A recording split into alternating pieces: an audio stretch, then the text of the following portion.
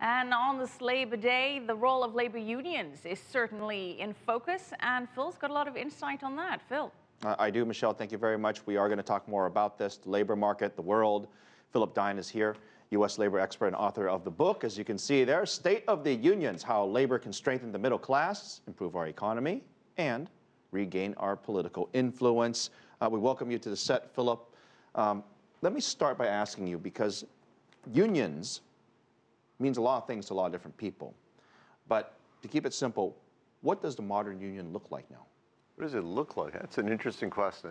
It used to look like mines, construction sites, and factories. I mean, that's where unions really started in this country and in most places, where there were concentrations of workers in industrial settings or mines or building things, construction sites.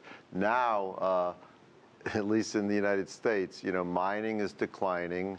Construction is obviously still there, but it's been hurt by the recession, and manufacturing has really been decimated through free trade deals and so on. So what does it look like now? It looks like nurses, teachers, police, firefighters, and a lot of public employees.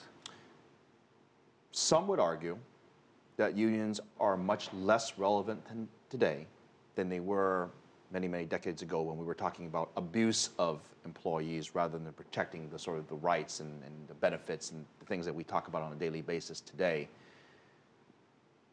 The unions, are they still relevant, and why? Well, some might argue that, and some might be wrong. Sometimes when I speak to groups, I start out by saying something like the conventional wisdom is that unions used to be important back when the rich were getting richer and the poor were getting poorer, when immigrants were exploited, when working people were abused on the job, and so on and so forth. And at a certain point, when I recite these things, people start laughing because they realize none of this has changed. I mean, there are laws in place to prevent the worst abuses. We don't have child labor in this country, so on.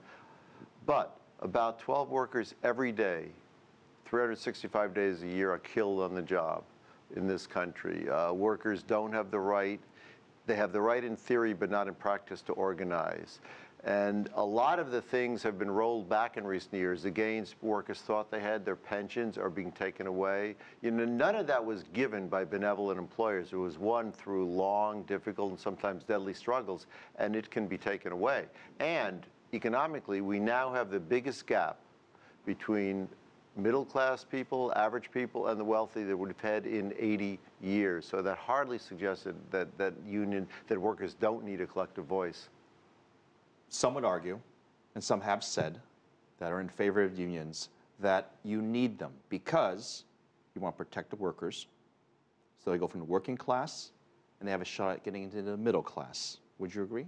Oh yeah, that's one of the biggest, first of all, that's one of the biggest things unions do, exactly what you just said. They're the biggest ticket to the middle. It's no coincidence that when we've had a strong labor movement in this country, i.e. the late 40s to the late 70s, we've had a strong middle class, and the converse is true. And that's particularly important because one thing that's always distinguished the United States from a lot of other countries is that we have social economic mobility. People can make it to the middle class. Finally, at least here in the United States, the number of individuals that have union membership has been in decline year after year after year. If unions are as opportunistic as you say they are, and they're there to help people protect workers' rights, why do you think that more Americans perhaps haven't embraced this, right? And why is the trend going in the opposite direction? No, it's a really good question. And a lot of people say, hey, yeah, okay, Phil, maybe you're right in theory, unions necessary, but why are people leaving unions if they're important? They're not leaving unions. Two things are happening. One, union jobs are going overseas because of poorly written trade laws and so on, or just employers' desire to outsource and make a little more money. And secondly, employers, ever since Ronald Reagan broke the Air Traffic Controllers Union in 1980, they got a signal that the old rules don't apply, and employers have become much more aggressive in preventing workers from even having the right to vote for a union.